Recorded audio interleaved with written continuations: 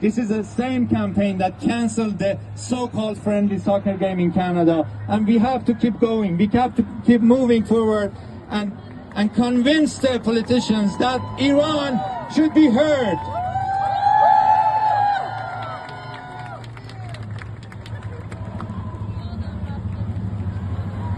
So in this letter we say, dear representative, dear Prime Minister, dear Minister of Foreign Affairs, after the brutal murder of Mahsa Amini by the so-called hijab police in Tehran last week, the people of Iran have risen yet again, and the streets of Iran is full of courageous protesters standing in the face of oppression. Mahsa Amini's name has become the code word for resistance, and the people of Iran are voicing their rage and anger toward the 44-year rule of the Islamic regime that has no means of survival except violence, persecution, oppression, murder, and corruption. Iranians are filling the streets of every village, town, and city in Iran with one common demand. They don't want the Islamic regime anymore.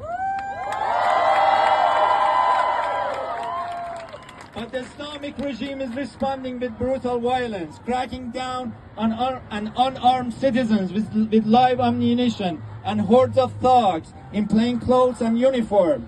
The regime has shut down the internet that is reminiscent of their brutality a few years ago when they murdered thousands during an internet blackout in the bloody November. What must be done? 1. Condemn the Islamic Republic's violent behavior. 2. Ask the social media companies to help circumvent censorship and support for infrastructure to have free access to internet in Iran. 3. Deny visas to all Islamic Republic officials to enter your country. 4. Enact Magnitsky sanctions against key actors and members of the IRGC and regime responsible for these crackdowns. We ask you to join the Iranian people in their call for freedom. We ask you to stand on the right side of history in the Iranian people's call for an end to the Islamic Republic regime.